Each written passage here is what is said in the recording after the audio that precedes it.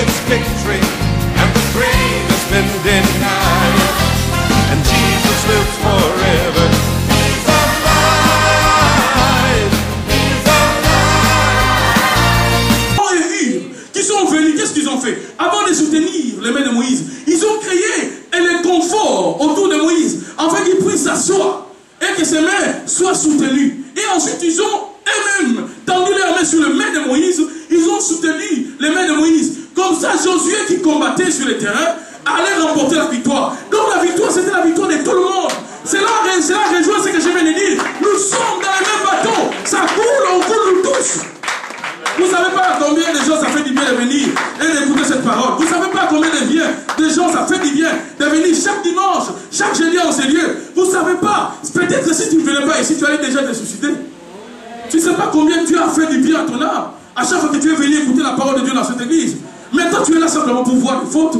C'est qui ne va pas dans les pasteurs. Non, ça coule. On coule tous, mon frère. On est dans le même camp. Moïse, lorsqu'il met ces mecs, qu'est-ce qui s'est passé? C'est Moïse qui l'a tué. Non, c'est Josué qui était dans les terrains avec les autres qui combattaient.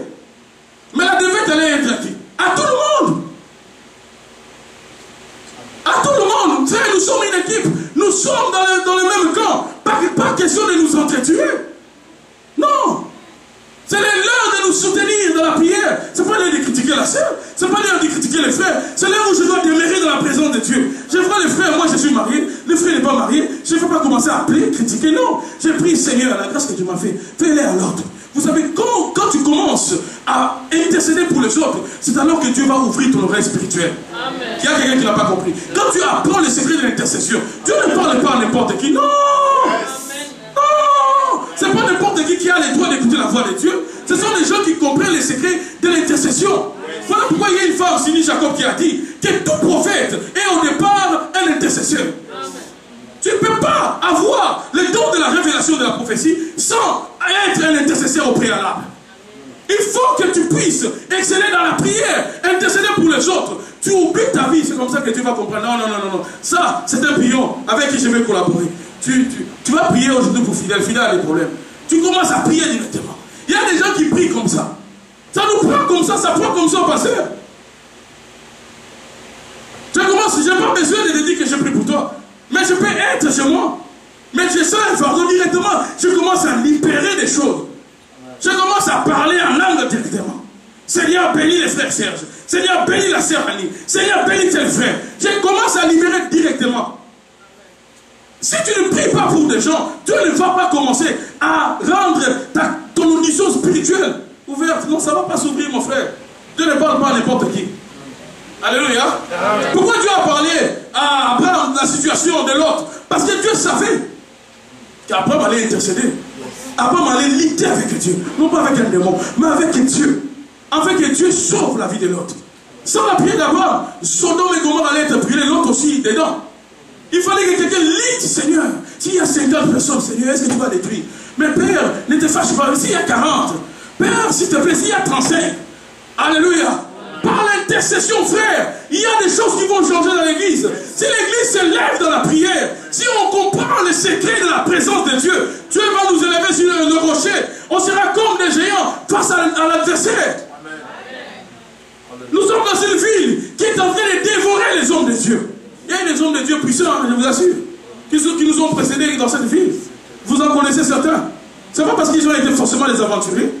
D'autres, Dieu les a donné des grands ministères, avec des dons puissants de guérison, avec des dons puissants de miracles. Mais simplement, ils ont manqué l'intercession. Ils ont manqué des gens, ils ont manqué des artias pour les soutenir. À un certain moment de leur vie, ils passaient ici devant, sans préparation. C'est comme ça que les diables les a écroulés. Et ça, beaucoup des hommes de Dieu, des gens comme Renan Bonke, des gens comme Anacondia, tous ces hommes de Dieu que je cite, ils ont une équipe d'intercession qui prie pour eux 24 heures sur 24 heures. Des gens qui sont là, Seigneur bénis Bonke, Seigneur bénis Bonke. Avant d'aller même faire une campagne d'évangélisation en Afrique, son équipe d'intercession débarque d'abord. Frère, il y a des choses qui peuvent changer dans l'église. Si Dieu peut mettre dans nos cœurs le fardeau des âmes, le fardeau de la prière, si Dieu peut créer dans les cœurs de quelqu'un le désir de la présence de Dieu, oh, il y a des choses qui vont changer. Les surnaturels vont devenir palpables ici. Les miracles vont devenir un désordre ici, bien aimé dans les Seigneur. Tant que les sœurs chantaient, l'onction descend. Dieu commence à guérir en désordre. Ça ne dépend pas de celui qui est ici devant, mais ça dépend de l'onction qui coule ici dans l'église. Et c'est comme ça que vous allez voir. Vous savez l'histoire de cet homme de Dieu, Anacondia, avant qu'il débarque dans une ville, qu'il fasse une campagne d'évangélisation. Il a un nom, on dit, il a un nom, j'ai oublié son nom. On dit qu'il est expert dans l'intercession. Cet homme-là, Dieu a ouvert ses oreilles spirituelles et ses yeux. Quand il débarque dans une ville, quand il commence à prier, aussi longtemps que lui, il a dit qu'on n'arrête pas, on n'arrête pas. Et lorsque Dieu lui avertit que les forteresses de cette ville-là sont tombées sur leur pouvoir, à ce moment-là, Anacondia va venir. Et quand il va venir, frère, il y a des miracles incroyables. Il y a des gens qui ne marchent pas, qui marchent. Il y a des gens même dont les pieds, ils sont nés avec des pieds, qui ont une certaine inégalité de longueur. Les pieds vont pousser. Frère, il y a des choses que Dieu fait avec cet homme. Mais il y a un travail qui est fait au préalable. Il y a une équipe d'intercession qui les soutient. Amen. Mais c'est ce qui nous manque aujourd'hui. Dieu voudrait que nous-mêmes, que nous puissions demeurer dans sa présence. Mais Dieu voudrait aussi qu'il y ait des artias, qu'il y ait des gens qui soutiennent l'église et les pasteurs, afin qu'ils lèvent et de l'avant. Vous ne savez pas ce que les sorciers font? Ils viennent. Je l'ai dit hier, un sorcier peut venir ici. Si personne ne prie ici, on se contente, on se dit non, l'église grandit. Si personne ne prie ici, un sorcier peut détruire tout ce que je vois ici. Un seul sorcier, s'il vous plaît. On ne sous-estime pas les sorciers. Alléluia. On ne sous-estime pas les diables. C'est un ennemi vaincu, oui, mais il opère encore, il n'est pas dans le feu. Non, non, non, non, non. Il opère. La Bible dit clairement, ça c'est la Bible. Malheur à la terre, car Satan est descendu avec une grande colère. Il sait qu'il n'a pas de temps. Donc il veut maximiser sa puissance de destruction dans la vie de plusieurs. Parce qu'il est conscient qu'il a peu de temps. Mais es-tu conscient que nous avons peu de temps? Est-ce que nous sommes conscients que Jésus revient bientôt? Que ce n'est pas pour la gloire des fidèles, que ce n'est pas pour la gloire des noms qu'on vient cet après-midi écouter la parole de Dieu, que ce n'est pas pour que je sois acclamé, ce n'est pas pour que les gens sachent que je suis le plus grand. Non, il y a plus grand que moi, mais qui sont tombés. Est-ce que je vais me frapper la poitrine parce que Dieu m'utilise aujourd'hui? Non. Comme disait l'un de nos pasteurs, nous sommes des pécheurs sauvés par grâce. Et on garde cette humilité même dans les services, parce que c'est ce qui nous tue aussi. Et c'est par là que Satan profite. Lorsqu'on pense que ce que Dieu est en train de faire par moi, c'est à cause de mes efforts, c'est à cause de mon intelligence, c'est une brèche encore que j'ouvre à Satan. Alléluia. Les revenus, frères, où nous devons nous lever dans la prière, les revenus où nous devons nous lever dans l'intercession. L'apôtre Paul, avant de finir, laissez-moi vous donner quelques versets. Lui, sur qui on appliquait des mouchoirs.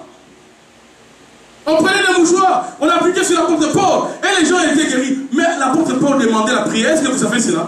Oui. Il demandait la prière, Ephésiens 6, 19. Il demandait la prière. Il y a des gens, quand ça ne va pas, ils ne demandent pas la prière. J'ai un ami qui Dieu utilise puissamment. Quand je le vois, je suis béni. Il est dans un autre pays. On a parlé avec lui, il m'a dit, mon cher, on a prié. Je me sens pas bien, je me sens faible spirituellement. Mais il est indifférent. Quand tu l'écoutes, il est puissant. Il te donne des révélations, tu auras la chair de poule. Mais je te dis, je parle avec lui, il a dit, mon cher, mais connecte-toi sur Skype, on doit prier. On a commencé à prier. On a prié, il a eu cette humilité, mais est-ce que nous tous nous avons cette humilité? On n'a pas cette humilité. C'est comme ça que même quand ça ne va pas, on te dit tu dois chanter, tu viens, tu commences à chanter, il y a un sorcier qui va focaliser une flèche sur toi, et il va lancer comme ça, tu auras une maladie. Et c'est comme ça que ces gens sortent de l'église malades. Parce qu'ils font l'œuvre de Dieu, ils pensent qu'ils prennent ça pour un acquis. Non, ça prend l'onction de Dieu. Et le soutien de ma vie, de qui aurais-je peur? Quand de mes gens s'avancent contre moi, regardez bien, quand de mes gens s'avancent contre moi pour dévorer ma chair, ce sont mes persécuteurs et mes ennemis qui chancellent et tombent. Si une armée s'est campée contre moi, mon cœur n'aurait aucune crainte. Si une guerre s'est levée contre moi, je serai malgré cela plein de confiance. Et au verset 4e, je demande à l'Éternel une chose que je désire ardemment. Je voudrais habiter toute ma vie